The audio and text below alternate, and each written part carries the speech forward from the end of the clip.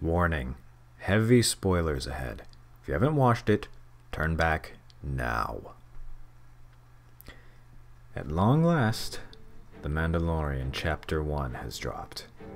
Now, I've got to acknowledge that I'm a person who's very susceptible to a hype wave, and I'm extraordinarily biased on anything that involves Mandalorians, so I just needed to get that out of the way before I go on. Where to begin, where to begin? I suppose talking about our protagonist is a good place to start. Now, I'm really liking, well, he's just referred to as the Mandalorian so far. Since it's a Western-inspired, maybe I should say the Mando with no name, but that's long, so I'll just say MC, main character. He's not a silent protagonist, but he speaks very little. Think like Master Chief from Halo. He only speaks when it's needed, so we need to see his actions to evaluate his character. And I'm very pleased. He's not ultra hyper competent to the level of being pretty much infallible like Boba Fett is often portrayed. He gets knocked down, he gets shot. It takes him a while to get a handle of riding the blurg. But he's very much still very skilled, capable warrior. I don't think he misses a single one of the shots he fires. Overall, very good balance in terms of how strong he is. He's a proficient hunter, but he's not invincible.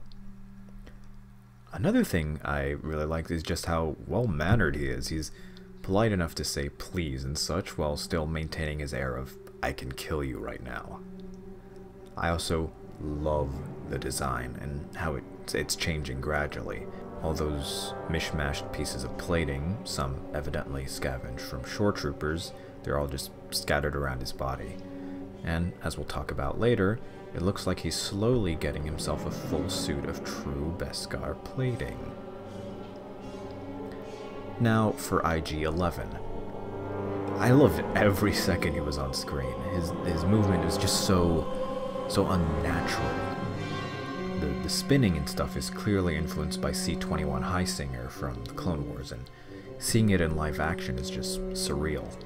He's voiced brilliantly by Taika Waititi, bringing a slightly humorous edge to how much of a cold-blooded killer this assassin droid is. His numerous attempts to self-destruct made me laugh every time. Seeing how prominently he was in trailers and promotional material, I was really thinking he'd be a recurring character, becoming a hunting partner with our MC, but again, as I said at the beginning, spoiler warning. After finding the target, IG-11 attempts to terminate it, but in a super well-shot scene, the MC shoots him without even looking. Speaking of the target, people are going to be talking about this for quite a while. The person the MC and IG-11 were sent to collect, of whom the only information we had was that they were 50 years old, turns out to be a baby of Yoda's species. Aside from being impossibly adorable, this brings up so many questions, which I can't wait for the series to answer. It makes sense that he would kill IG-11 to protect it. To the Mandalorians, children are sacred. Before we move on from characters, I also just wanted to note that Joe Bongiorno, the author of several pieces of Star Wars media, noted that the bounty collector at the beginning looks like something right out of the old Marvel Star Wars comics, and that's exactly correct. I wonder if that was an influence on his design. With characters taken care of, I just wanted to quickly touch upon the atmosphere. The aesthetic is just perfect. It all just screams original trilogy to me. The lived-in feel, the numerous aliens, and they actually those old ones like Kowakian Monculus and Trendoshans, unlike a certain trilogy. The Western vibe is super strong. I already made the Mando with no name joke, but I'm certain Pedro Pascal is doing the Clint Eastwood squint beneath the helmet. I'm digging the soundtrack too. It matches everything going on very well, and it really accentuates the atmosphere. But maybe I need to watch more, but there's yet to be a tune that sticks with me though. I hope future episodes remedy this. And finally, before we dive into the parts about Mandalorian culture, I just wanted to touch upon the humor and the callbacks. The humor is on point. Granted, I'm the type of brainlet that enjoys Marvel quips, but it's nothing like those jokes. It's all very, not sure subtle is the term, but subdued, maybe? Like our MC's deadpan. Okay. Him and IG-11 just glancing over at the E-Web when wondering how to break in, and, again, IG-11's frequent self-destruction attempts. As for callbacks, well, everybody was talking about this way back when it was first revealed, but you can tell the rifle is heavily influenced by that used by Boba Fett in the Holiday Special animated short. Now, let's get to what you're probably here for. Mandalorian lore. Manda-LORE. Heh. Like my friend's channel. Check it out. Please do it. Anyway. After receiving down payment for the hunt in the shape of Beskar ore, our MC walks into what seems to be a Mandalorian enclave on, whatever planet that is. We sadly don't get any good looks at any of the other Mandos aside from one, the blacksmith, who has a beautiful armor set. Her helmet looks very Greek or Macedonian inspired. Through the subtle, more formal way the MC moves in her presence, you can tell she occupies a position that holds much respect, and the process of supplying the Beskar in payment for new plating seems to be very ceremonial in a way. The actual forging process is sadly quick, but it shows just enough to keep you enthralled. Now here's something very important, I feel, to fans of the Legends Mandalorians. Our main character and the Armorsmith talk about people called Foundlings, and he remarks that he was once one, having flashbacks to what looks like his childhood home being attacked.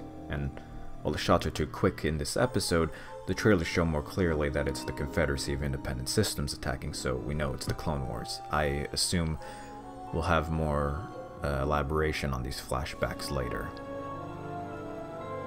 The context implies heavily that the Foundling is a child, well, found and adopted by the Mandalorians.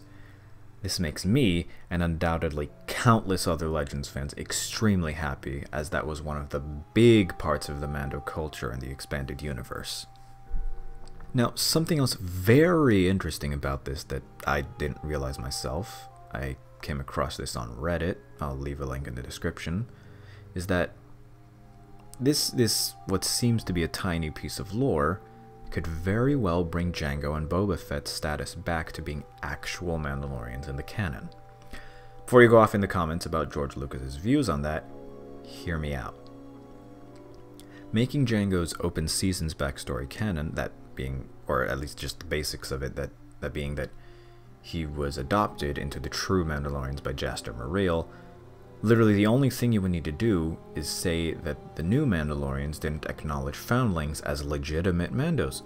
Ironic, considering this bad in the face of everything and meant to be truly Mando. And then, Olmec's statement would still be true, from a certain point of view. I'm gonna be honest, this is easily the piece of Star Wars media I've enjoyed the most since the Disney purchase. Granted, the only other one I've adored thus far is Rogue One. Now, are there better pieces of Star Wars media? For sure. This isn't on the level of the original trilogy, or the Darth Plagueis novel, or the Revenge of the Sith novelization, but it's got a really, really good start. I can't wait to see where this goes. I have spoken.